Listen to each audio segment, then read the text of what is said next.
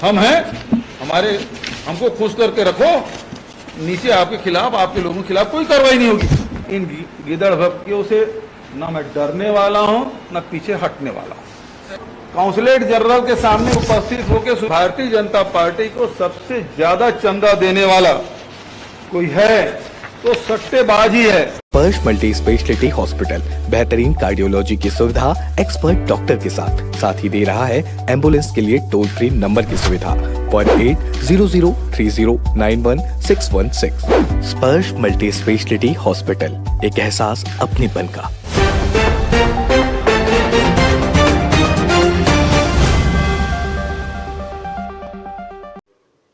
नमस्कार, मैं हूं मयंक चतुर्वेदी और आप देख रहे हैं तीरंदाज। आज हम उस मसले के बारे में बात कर रहे हैं या उस जिन्न के बारे में बात कर रहे हैं जो विधानसभा के बाद अब लोकसभा चुनाव के ठीक पहले एक बार फिर से बोतल से बाहर आ गया है।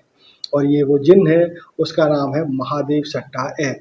और सबसे बड़ी बात जो इस बार हुई है वो ये है कि महादेव सट्टा ऐप में पूर्व मुख्यमंत्री, छत्तीसगढ़ के पूर्व मुख्यमंत्री भूपेश बघेल के खिलाफ EOW में यानी कि आर्थिक अपराध शाखा में मामला दर्ज कराया गया है और उनको एक तरीके से महादेव सट्टा ऐप में इन्वॉल्व होने का आरोप लगाया गया है।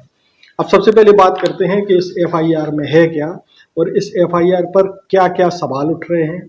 खुद भूपेश बघेल ने कुछ सवाल उठाए हैं, उसमें से 4 सवाल बड़े इंपॉर्टेंट हैं, उनके बारे में भी हम आपको बताएंगे। लेकिन सबसे पहले बात करते हैं इस FIR की। आपको याद होगा कि विधानसभा चुनाव की आचार संहिता लगने के बाद ईडी बड़ी तेजी से सक्रिय हुई थी और उसने आरोप लगाया था कि 508 करोड़ रुपए राजनीतिक दल और खुद स्वयं भूपेश बघेल को देने के लिए सटोरियों ने भेजे थे। ताबड़तोड़ कार्रवाइयां हुई थी और उसमें करोड़ों रुपए कैश के रूप में भिलाई और रायपुर से बरामद भी किया गया था। जो विधानसभा चुनाव के दौरान जो हुआ था वो लगभग ठीक वैसा ही अब लोकसभा चुनाव के दौरान हो रहा है। और इसमें एक समानता ये है कि जिस तरीके से आचार संहिता लगने के बाद, जो कि विधानसभा चुनाव की आचार संहिता लगने के बाद जो है भूपेश बघेल का नाम सामने आया था, ठीक उसी तरीके से लोकसभा चुनाव की आचार संहिता लगने के बाद भूपेश बघेल के खिलाफ महादेव सट्टा ऐप में FIR दर्ज की गई है। इस FIR की कुछ बातें ऐसी हैं जो आपको जानना बेहद जरूरी है। ये FIR 4 मार्च को दर्ज की गई और अब ये सामने आई है, मतलब सार्वजनिक अभी हुई है। कैसे हुई, क्या हुई, वो अलग मसला हो सकता है, लेकिन 4 मार्च को ये FIR दर्ज की गई इसी महीने। ये FIR को जो है ED के उप संचालक हेमंत जी के बिहाफ पर फरहान कुरैशी, जो कि उप पुलिस अधीक्षक हैं राज्य आर्थिक अपराध अन्वेषण ब्यूरो के, उन्होंने दर्ज कराया है। इस पूरी FIR में जो नामों की संख्या है वो है 19। इसमें कॉलम बने हुए हैं 21, लेकिन 19 नाम हैं। और 20वें नंबर पर जो लिखा हुआ है वो ये है कि संबंधित ब्यूरोक्रेट्स, पुलिस अधिकारीगण और OSD गण। OSD यानी कि जो मंत्रियों के और मुख्यमंत्रियों के जो विशेष अफसर होते हैं। और 21वें नंबर पर अज्ञात निजी व्यक्तिगण लिखा हुआ है। अब इसका मायना क्या है ये तो अनुसंधान के बाद ही, यानी जांच के बाद पता चलेगा। लेकिन इसके पहले के जो 19 नाम हैं वो इस तरीके से हैं, वो हम सबसे पहले आपको पढ़ के बताते हैं। सबसे पहला नाम है रवि उप्पल का, जिसको कि महादेव सट्टा ऐप का पूरा कर्ता माना जाता है। दूसरे नंबर पर शुभम सोनी उर्फ पिंटू का नाम है। ये वही शुभम सोनी है जिसने दुबई से एक वीडियो जारी किया था विधानसभा चुनाव के ठीक पहले, मतलब मतदान के कुछ समय पहले एक वीडियो जारी किया था और उसमें ये बात कही थी उसने घुमा फिरा करके कि महादेव सट्टा ऐप का पैसा भूपेश बघेल और उनके संबंधित लोगों को बांटा गया था। तीसरे नंबर पर नाम चंद्रभूषण वर्मा का है। चौथे नंबर पर नाम असीम दास का है, जो कि भिलाई से, जिसके घर से पैसा भी बरामद किया गया था, करीब 4-5 करोड़ रुपए बरामद हुआ था। 5वें नंबर पर सतीश चंद्राकर का नाम है और 6वें नंबर पर जो नाम है वो सबसे ज़्यादा मतलब लोगों के लिए हैरानी वाला नाम है और वो नाम है भूपेश बघेल का, जो कि पूर्व मुख्यमंत्री हैं छत्तीसगढ़ के। 7वें नंबर पर नीतेश दीवान का नाम है। 8वें नंबर पर सौरभ चंद्राकर का नाम है। 9वें नंबर पर अनिल कुमार अग्रवाल। 10वें पर विकास छापरिया। 11वें पर रोहित गुलाटी। 12वें पर विशाल आहूजा। 13वें पर धीरज आहूजा। 14वें पर अनिल कुमार दम्मानी। 15वें पर सुनील कुमार दम्मानी। 16वें पर भीम सिंह यादव। 17वें पर हरिशंकर तिवरवाल। 18वें पर सुरेंद्र बागड़ी उर्फ जूनियर कोलकाता। और 19वें नंबर पर सूरज चोखानी का नाम शामिल है। अब ये एफआईआर सामने आने के बाद बहुत तमाम तरह की बातें हुई और बहुत सारी चीज़ें ऐसी भी हैं जो अब इस एफआईआर में क्या है वो भी आपको बता देते हैं। इसका एक शॉर्ट ब्रीफ बताते हैं। एफआईआर का लब्बो-लुआब भी है कि अवैध सट्टे से जुड़े लोगों ने हर महीने करीब 450 करोड़ रुपए कमाए और ये सिलसिला जो है लॉकडाउन के बाद से चल रहा था। लॉकडाउन के बाद यानी सटोरिये सक्रिय हुए और उन्होंने एक पूरा रैकेट बनाया और रैकेट बनाने के बाद सट्टा खिलाना शुरू किया और ये सट्टा किस तरीके से खिलाया जाता है वो भी हम आपको बताते हैं जो एफआईआर में लिखा है।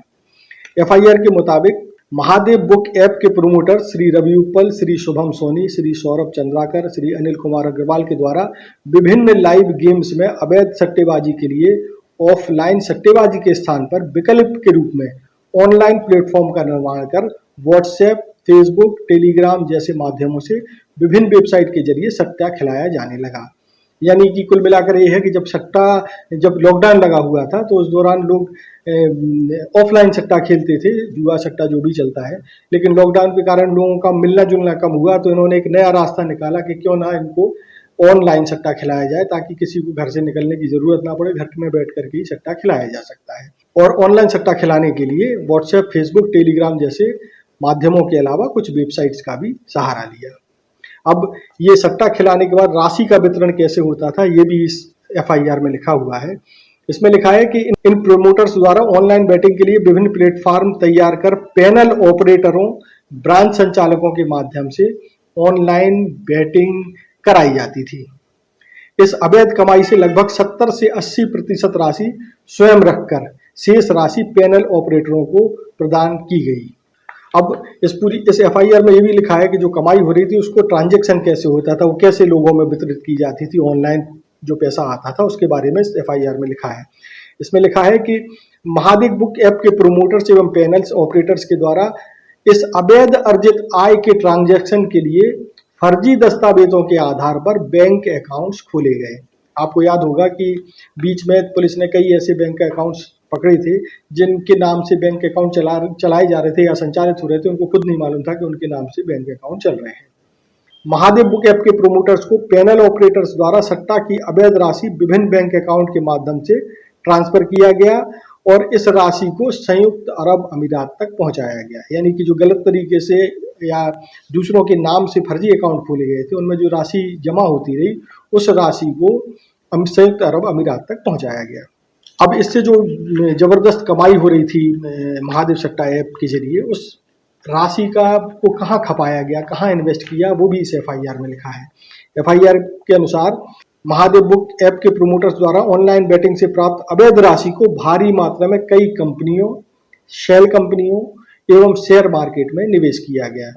और इसके अलावा एक और चीज़ है कि जो अभी क्रिप्टो करेंसी वाला जो चल रहा है, जो नई तरह की करेंसी है, नए तरह का एक मार्केट खड़ा हुआ है, उसमें भी इस अवैध राशि को बड़े पैमाने पर इन्वेस्ट किया गया सटोरियों द्वारा। एफआईआर में एक और बड़ा आरोप है कि महादेव सट्टा चलाने के लिए किस तरीके से ब्यूरोक्रेसी, पुलिस और नेताओं को एक तरीके से प्रोटेक्शन मनी पहुंचाई जाती थी ताकि उनका जो सट्टे का काम है उसमें किसी तरह की बाधा ना आए। उसको लेकर के एफआईआर में लिखा है कि महादेव बुक ऐप के प्रोमोटर्स द्वारा ऑनलाइन बैटिंग ऐप के इस आपराधिक कृत्य के विरुद्ध वैधानिक कार्रवाई को रोकने के लिए विभिन्न पुलिस व प्रशासनिक अधिकारियों और प्रभावशाली राजनेताओं का संरक्षण प्राप्त किया गया और इस संरक्षण को प्राप्त करने के लिए ऐसे नेताओं, अधिकारी गणों और पुलिस के अफसरों को नियमित तौर पर प्रोटेक्शन मनी पहुंचाई जाती थी। अब ये जो एफआईआर दर्ज कराई गई है जिसमें भूपेश बघेल का नाम है, इसमें सामने आए भूपेश बघेल खुद सफाई देने के लिए और इस मुद्दे पर बात करने के लिए। भूपेश बघेल ने इस पूरी एफआईआर पर 4 बड़े गंभीर सवाल उठाए हैं। सबसे पहला सवाल उन्होंने ये उठाया है कि राजनीतिक लाभ लेने के लिए एफआईआर दर्ज कराई गई है। 4 मार्च को एफआईआर दर्ज कराई गई लेकिन इसको सार्वजनिक नहीं किया गया। पहली चीज, आचार संहिता लगने के बाद इस एफआईआर को सार्वजनिक किया गया। ये स्पष्ट है कि अब ये आज जिस प्रकार से मीडिया में बात आई है, 4 मार्च को एफआईआर होने के बाद 17 तारीख को ये प्रकाशित हो रहा है, तो ये सोच समझ के इसको डाला गया है, वो भी दिल्ली से। इसका अर्थ सीधा है कि वो राजनांदगांव लोकसभा के चुनाव भारतीय जनता पार्टी हार चुकी है, हार मान चुकी है। दूसरा जो सबसे बड़ा सवाल है जो भूपेश बघेल ने उठाया है वो ये है कि एफआईआर में आरोप लगाया गया है कि सटोरियों को प्रोटेक्शन देने के लिए प्रोटेक्शन मनी की वसूली की गई। अब इसमें भूपेश बघेल का कहना ये है कि सबसे ज्यादा कार्रवाइयां कांग्रेस सरकार में जब वो मुख्यमंत्री थे तब सटोरियों के खिलाफ की गई, बल्कि उन्होंने गूगल को एक लेटर भी लिखा कि ये महादेव सट्टा ऐप जो चल रहा है उस पर रोक लगाई जाए। तो ऐसी स्थिति में अगर प्रोटेक्शन मनी हम ले रहे थे तो फिर हमने उनका प्रोटेक्शन कहाँ किया? तो ये प्रोटेक्शन वाली जो बात है वो उन्होंने सिरे से खारिज कर दी। इस मुद्दे पर उन्होंने क्या कहा आप ये भी सुन लें। प्रोटेक्शन मनी वो लेता है जो प्रोटेक्शन मनी लेके उसके खिलाफ कार्रवाई ना करे, तभी तो प्रोटेक्शन मनी होगा। हम हैं, हमको खुश करके रखो, नीचे आपके खिलाफ, आपके लोगों के खिलाफ कोई कार्रवाई नहीं होगी। यही होता है ना प्रोटेक्शन मनी। इसका अर्थ यही हुआ 14 कंपनियों के साथ हुआ, जो अभी 14 कंपनियों के साथ हुआ अभी दिल्ली में। मनी लॉन्ड्रिंग तो है ना ये, कि उनके खिलाफ पहले जांच की गई और जांच करने के बाद उसे पैसा ले लिया गया और पैसा लेने के बाद उनके खिलाफ कोई कार्रवाई नहीं की, जबकि छापा पड़े या नोटिस दिया गया। लेकिन यहां ये है, यहां तो हम 72 एफआईआर दर्ज किए, 450 गिरफ्तारियां की, उसको लुकआउट सर्कुलर जारी कराया और उसके गूगल को हमने पत्र लिखा है बंद कराया जाए। भारत सरकार को भी चिट्ठी लिखी इसको बंद कराया जाए, विधानसभा में इसके खिलाफ कड़े कानून लाए। तो प्रोटेक्शन कैसे हुआ? प्रोटेक्शन तो वो है जिन राज्यों में भारतीय जनता पार्टी की सरकारें चल रही है और वहां एक भी कार्रवाई नहीं हो रही है और महादेव वहां चल रहा है, तो वहां जरूर मिल रहा होगा प्रोटेक्शन में। तीसरा सबसे बड़ा सवाल या आरोप कहें वो भूपेश बघेल ने ही उठाया है। उन्होंने कहा है कि केंद्र सरकार सट्टे को प्रमोट कर रही है, केंद्र सरकार सट्टे को संरक्षण दे रही है, जबकि उनकी सरकार ने सट्टे को कोई भी संरक्षण नहीं दिया बल्कि कार्रवाई की। उन्होंने अपनी इस बात के पक्ष में तर्क दिया कि बीजेपी शासित राज्यों में सरकार बताए कि कितने सटोरियों के खिलाफ कार्रवाई हुई है। उनका एक तरीके से दावा है कि जितनी कार्रवाई उन्होंने सटोरियों के खिलाफ की हैं उतनी कार्रवाइयां बीजेपी शासित किसी राज्य में नहीं हुई हैं। अपनी बात को मजबूत करने के लिए उन्होंने एक और आरोप लगाया। उन्होंने कहा कि पिछले दिनों जो चुनावी चंदे वाला जो डाटा सामने आया है उसमें सबसे ज्यादा चंदा 1300 करोड़ से ज्यादा का चंदा भारतीय जनता पार्टी को उस कंपनी ने दिया है जो खुद सट्टे का काम करती है, सट्टा खिलाने का काम करती है।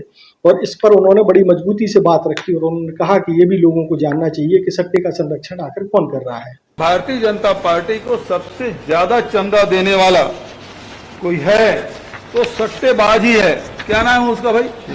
Future gaming and hotel service.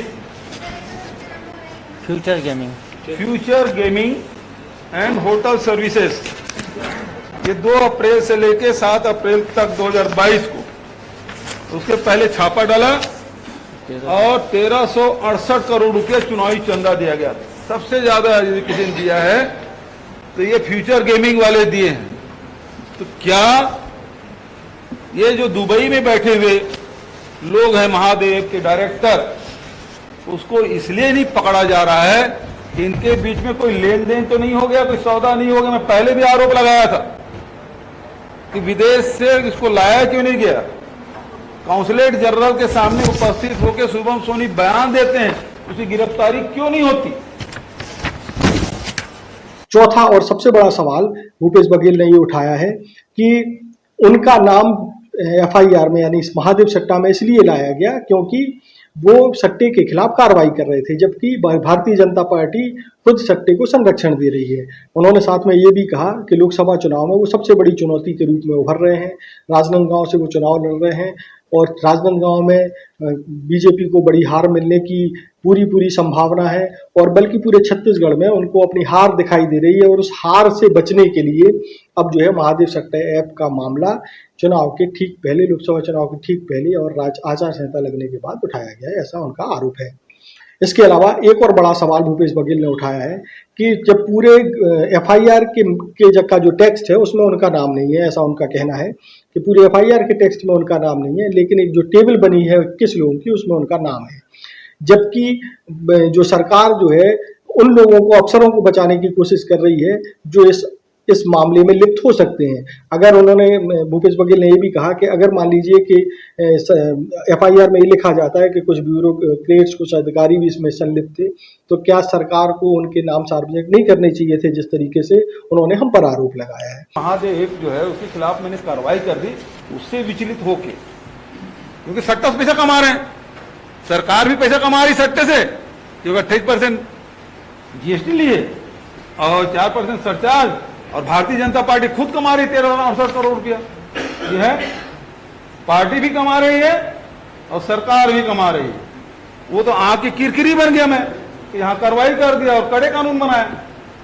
न केवल राजनांदगांव बल्कि मेरे लोकसभा चुनाव लड़ने से निश्चित रूप से भारतीय जनता पार्टी को भारी नुकसान पूरे प्रदेश में हो रहा है। इसको अध्ययन करने के बाद, इसको 13-14 दिन में सर्वे कराने के बाद इसको डाला गया है आज संडे के दिन।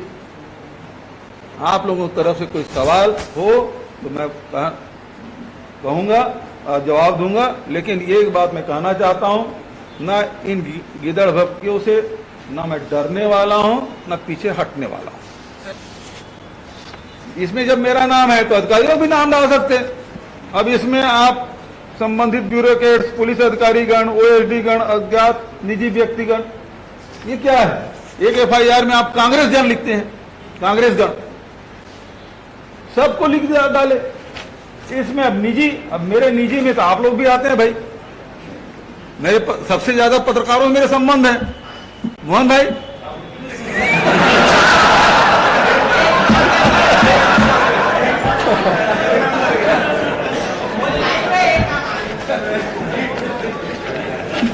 इसमें किसी का नाम नहीं है, इस बॉक्स में है ना, इसमें मेरा नाम है, तो उस अधिकारियों का नाम इसमें आना चाहिए था।